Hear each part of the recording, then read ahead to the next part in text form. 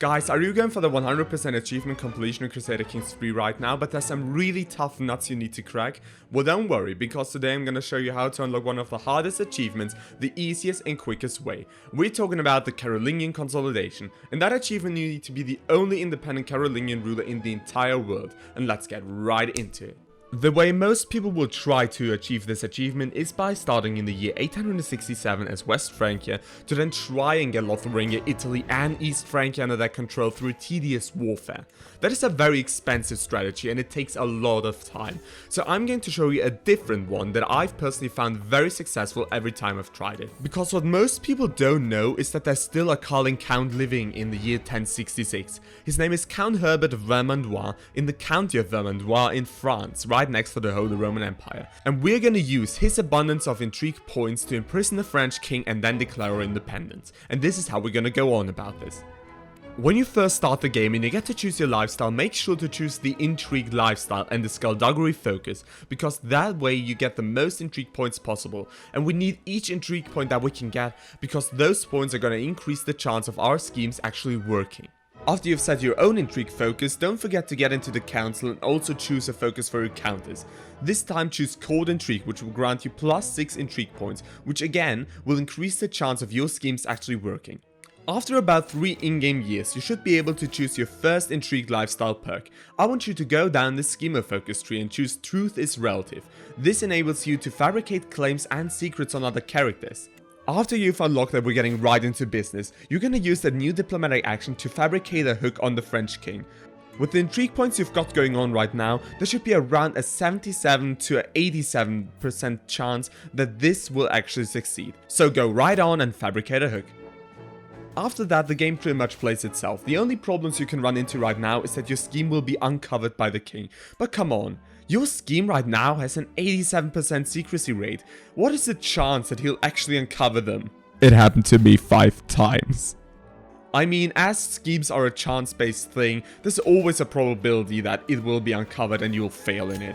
If that happens, you just have to abandon the scheme because it will not work with the 5% completion rate, and you just start it anew, until he doesn't uncover the scheme within the first few months, because then you know that your scheme will work.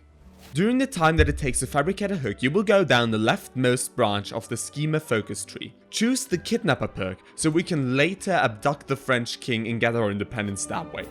Once you've gotten your hook on the king, he will finally work under our bidding. Use your weak hook to become his spy master immediately.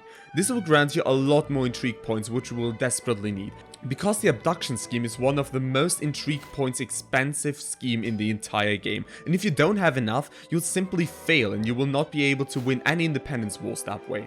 Once you're his spy master and you've unlocked the kidnapper perk, this is your time to shine. We're gonna start an abduction scheme on King Philip of France right this moment. It will tell you that you have a 44% success chance with this scheme, but when you start it, you can always use money to bribe other members of his kingdom to get into your scheme as well, which will up your success rate drastically. When you've bribed enough people to get into your scheme and you've had some luck with the events that popped out in the meantime, you're gonna be having an 85% success chance with your scheme, and when the event happens, hit right with it. Most of the time, the king will now be imprisoned under your control, and this is when we get into our next step. We're gonna start an independence faction. As you've started your own independence faction, you do not need to get other conspirators in as well.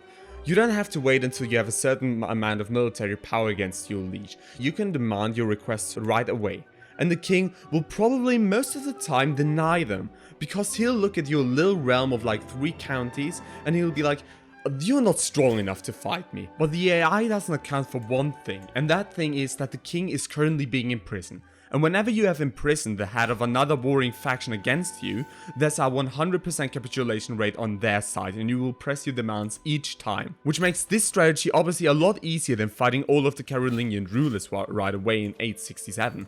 Once you've pressed your claims, started the war and then actually won, Congratulations, you're now the last independent Carling ruler in the entire world. And this is how you unlock the Carolingian Consolidation within the first 20 years of the game without spilling a single drop of blood whatsoever. Now that you're a newly independent ruler, you're ready for widespread expansion. But you know what you need before you can expand anywhere? You first need to figure out your lifestyles. And exactly for that reason, I've created a 5-page summary of all the lifestyles in Crusader Kings 3 that will help you figure out which lifestyle is going to take you where and which one you need to take when. Just click on the link in the description below and sign up for my free Crusader Kings 3 lifestyle summary.